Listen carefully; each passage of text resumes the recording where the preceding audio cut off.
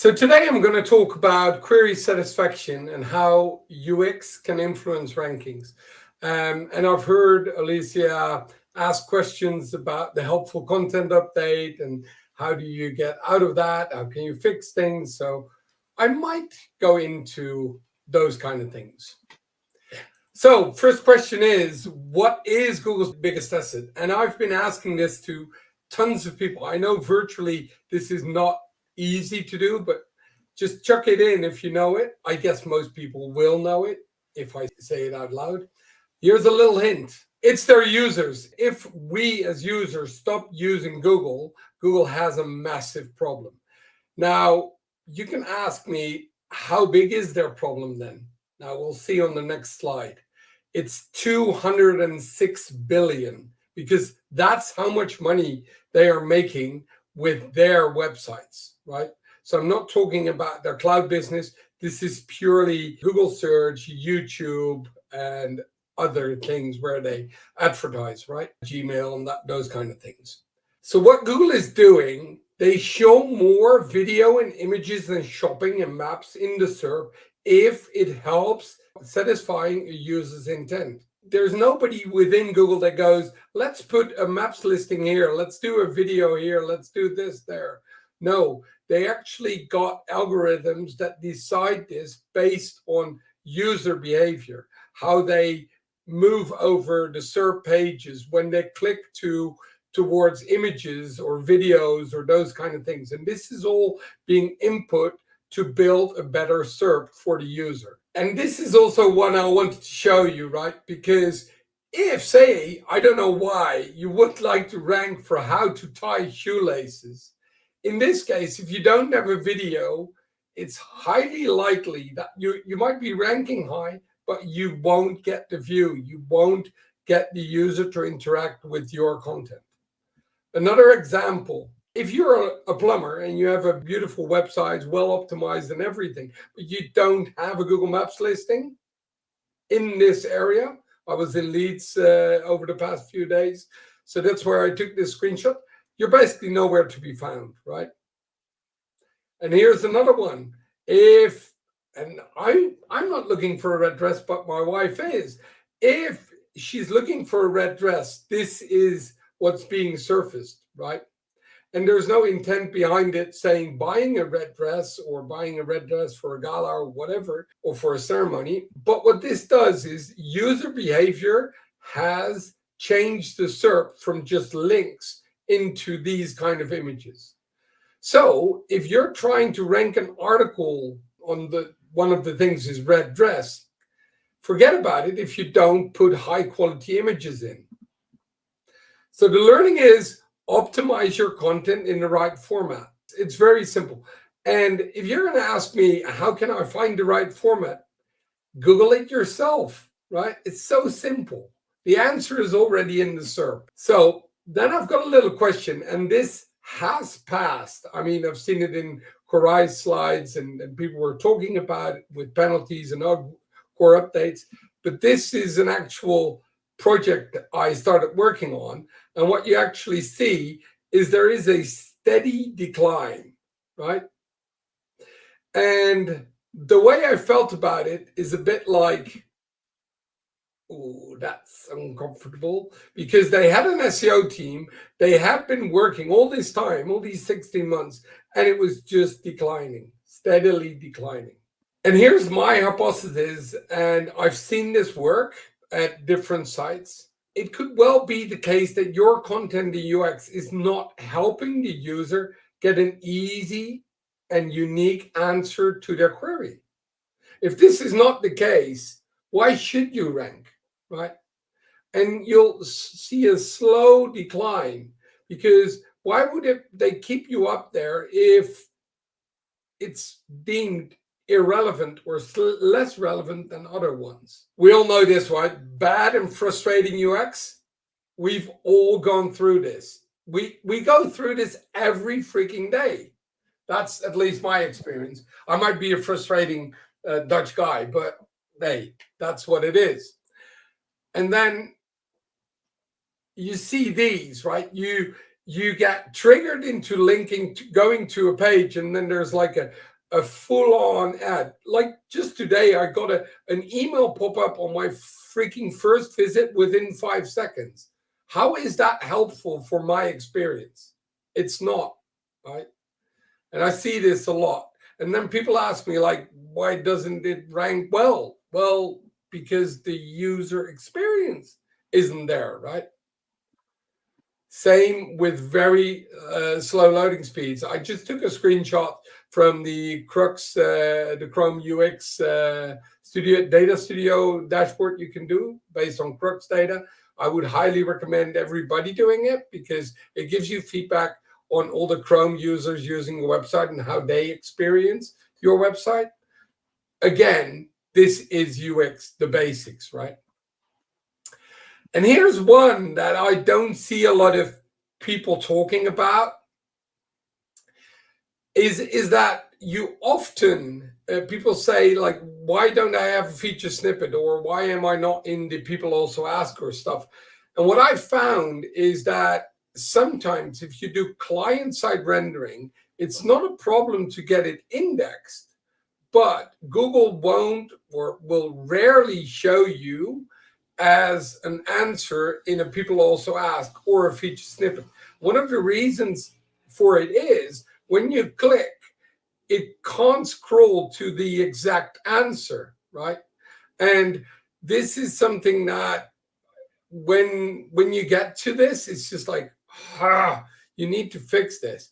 Another one which Jarno van Driel pointed out was if you have lazy loaded content, which was driving traffic, for instance, comments under a blog article, then when you make them lazy loading, you might lose the traffic that wants to go straight in there, right? So that is another one that I found as being problematic in some cases. And query optimization is just optimization. We need to think about how to get around all of this, right? And how to deliver our users what they want to have. So, what are we going to do now?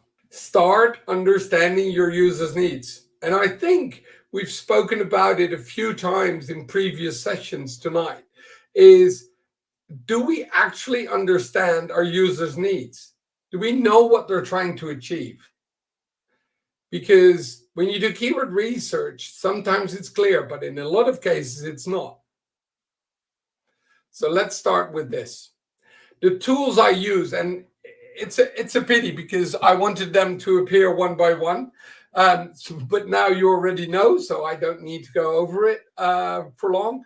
So the tools I use is the SERP, customer service. I love talking to customer service. I love reading what questions come in. And I'm also really in love with Also Asked. And I know that other tools like SEMrush and Ahrefs have it as well, but I'm just a big fan of Also Asked. So when you analyze the SERP, check out the autocomplete for products you sell, for your brand, for everything. Also check out the people also ask boxes, the featured snippets, the rich elements like videos or images, all these kind of things. I don't see a lot of people actually Googling their own things, and they should, because the answers are in the SERP, right? Customer service. Here's a little trick. If you get them drunk on an evening, you'll get the real stories about what's broken in the business. But you don't need to. You can just ask them. They'll give you the polite version. I like the non-polite version, but hey, that's me. And then you've got Also Asked. Like, I love putting a brand name in Also Asked and see what kind of questions are being asked about my brand and what websites are being surfaced and how does that work. You can do how-to searches for any product or service you're offering. You can do your main keyword and it will just pop up with all of these scraped SERPs that will allow you to get this information, and it's just wonderful because you can also see in the paid version, you can see the answer, you can see the URL that's currently ranking, all of that, right? So what are you going to do now you have all this information, right? It's very simple. You need to start optimizing your product pages with the questions they have, the images they want to see, or the guarantee, or whatever comes out of this research you've done. The how-to guides, it's very simple. If you do use also ask, for instance, you'll see questions and you can put them all in, and that is massive, right? Same with product or service comparisons. You see a lot of searches going, should I go for this or that? I know, just make sure you publish it somewhere where you can get into the SERP in an ideal situation in a positive way. Same with checkout content. If people have problems about questions about delivery times, you need to optimize it. Payment, how they can pay, you need to optimize all of this. Yet I see so many websites not doing it. And people can ask me, like, how will this affect SEO?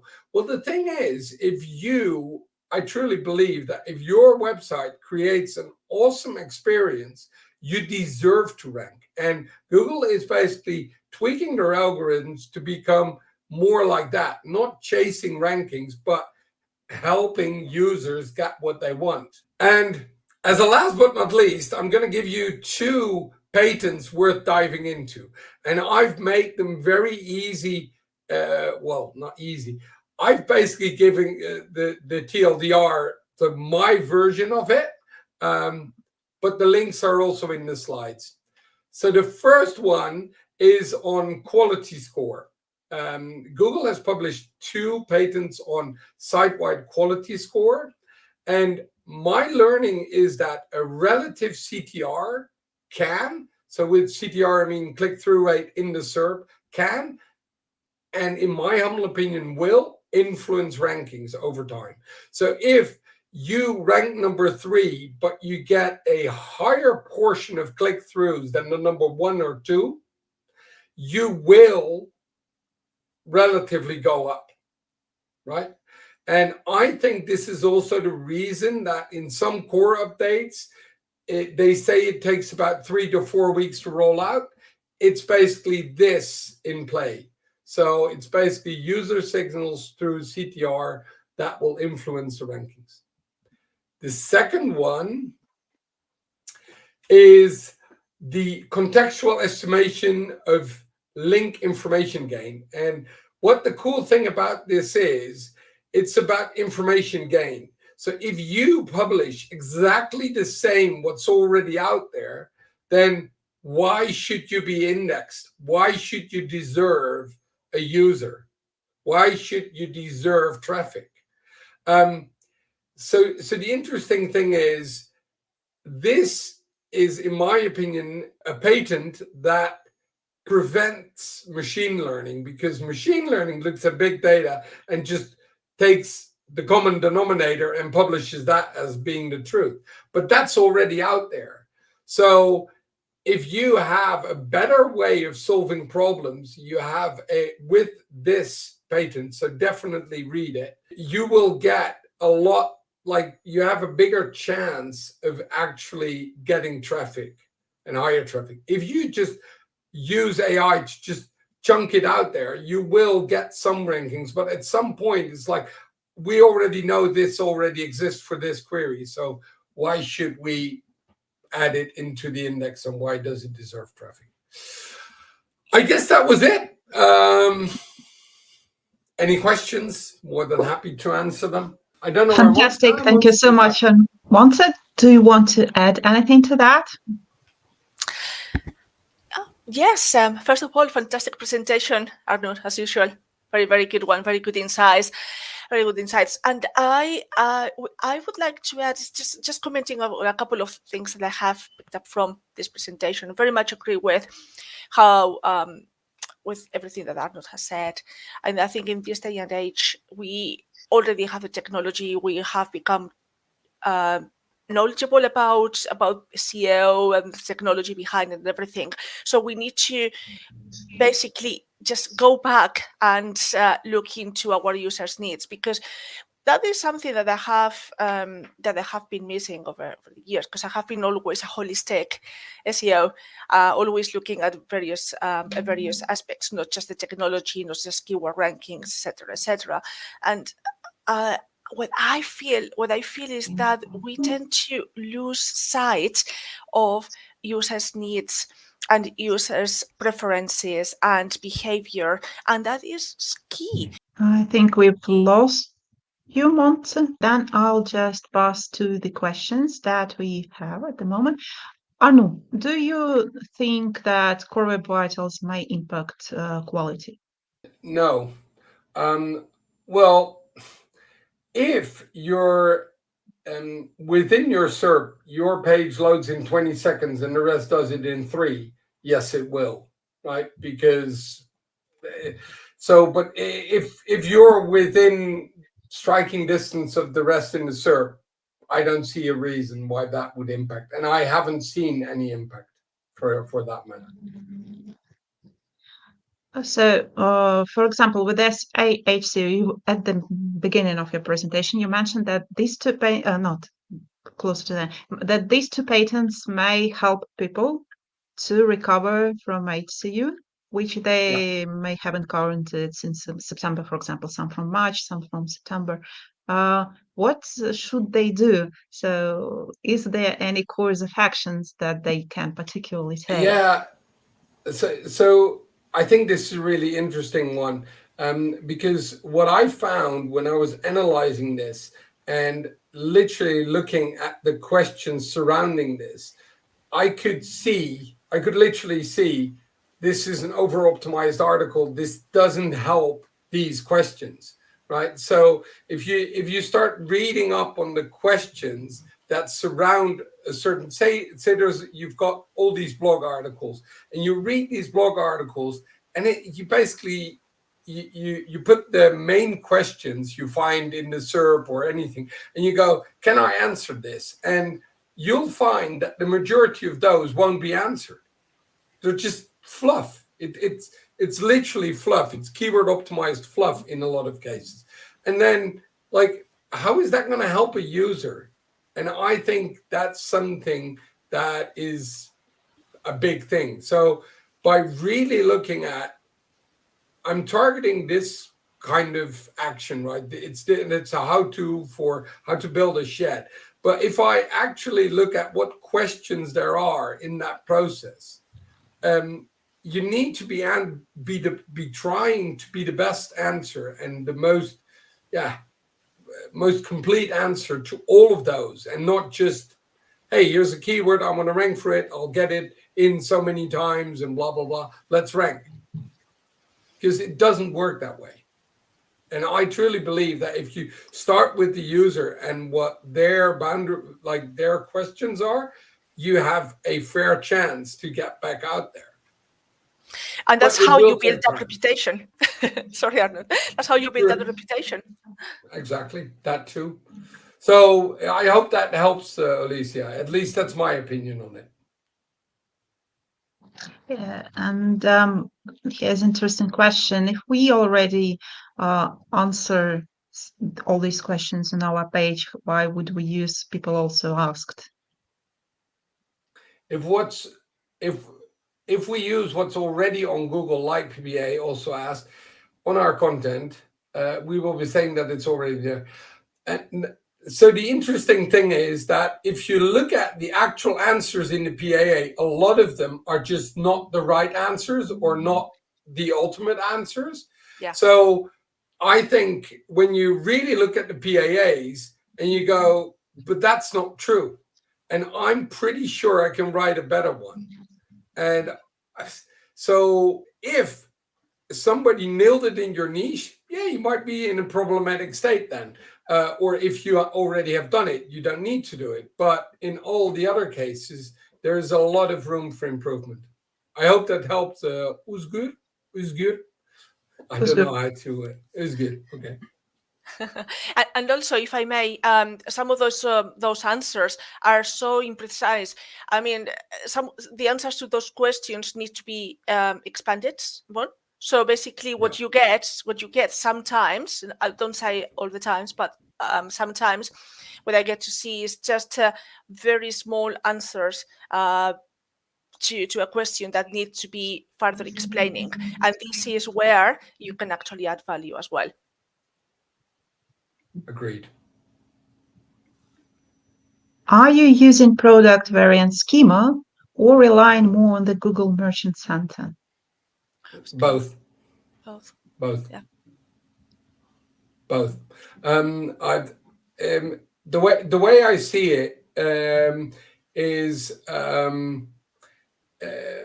it's interesting. I've seen that when we started using the Merchant Center way more, we saw less crawls on our product pages, which I found interesting.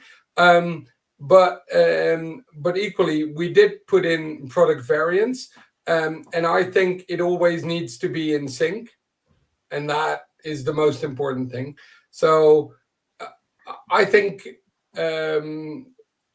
search engines rather are able to verify the information you give them than just go and the feed is right, because we know it's not always. So I'm using both, Jeannie. And what for you, Montse? I haven't had a chance to use the schema one as yet. But I would say whenever I have faced these situations, I have never made a choice without testing. And normally speaking, generally speaking, I would definitely try both and see what happens, both options, and see what happens next. Back to core web vitals. You mentioned, Arnout, if I understood you correctly, that they don't have impact on site quality, right? No, what you'll find in the patent, it basically is the user signals that define the site quality, right? So yes, it can impact it if it impacts user behavior. Yeah. If it doesn't impact user behavior, and now the question I'm going to counter that with, say one page loads in 2 seconds and the other in 2.1, will that have an effect on the user? Or the one will be in 2 and the other 2.5? No, it won't. So will it impact? It can, but will it?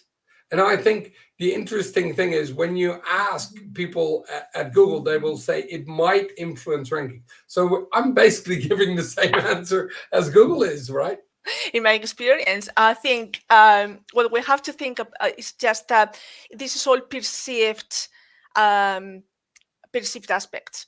So it might actually affect, or maybe not. But what we also have to think about is that sometimes a website which is not as well optimized as ours outranks basically a competitor outranks us because they are providing an answer which is more precise, better in all respects than the answer that we may be or not providing. And this is something that Google has also pointed out, and I have seen this in my experience. So yeah, it can definitely affect, and this is something that you need to test.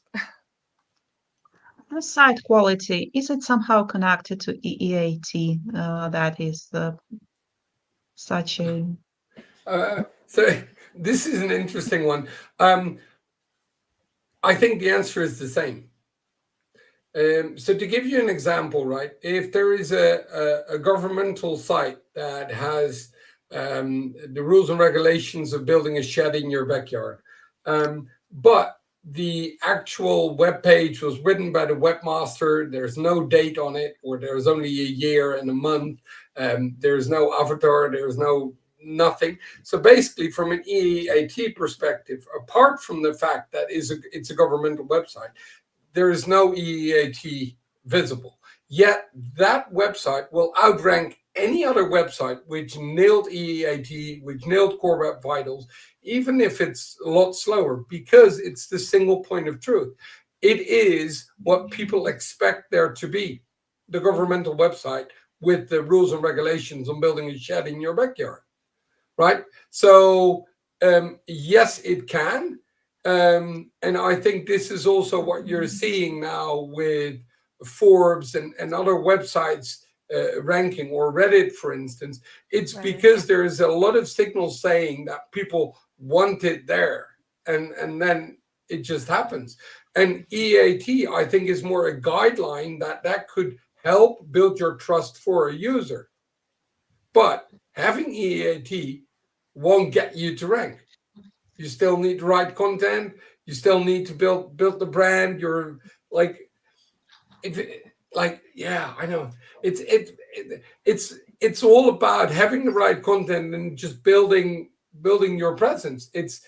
I see a lot of people going, hey, let's make up a fake persona. Let's create this for them and blah, blah, blah. And suddenly they are, honestly, like, nah, no. So that's my opinion about how EAT works into this. Okay, we have just 1 more minute, and maybe we can answer this fast. Regarding the example with the newsletter pop-up, how can this happen in an organization? Aren't CRO and SEO not talking to each other? They both want to make the website better for the user. Bot and yeah. Simon, honestly, it's not my client. It's just like this. I ordered something online for my son, and this happened, and I was just like, why? I think because they can. Because somebody told them, like, a newsletter subscriber is worth so much. We need just show it everywhere, without thinking about the other consequences. I've got no clue, but that's my hunch. That's the only way, the reason. Or they just put it out there and they said, I don't know, it's fine, let's do it, let's see. Maybe they never tried. I honestly, I don't know, Simon. It's just a shitty experience. Okay, thank you all so much. We need to pass to our next speakers. Thank you, Montse. Thank you, Arnout. Yeah, my pleasure. Thank you. Thank you. Please and donate. Don't forget to donate. I donated, the rest as well. Thank you. Bye. Bye. Thanks.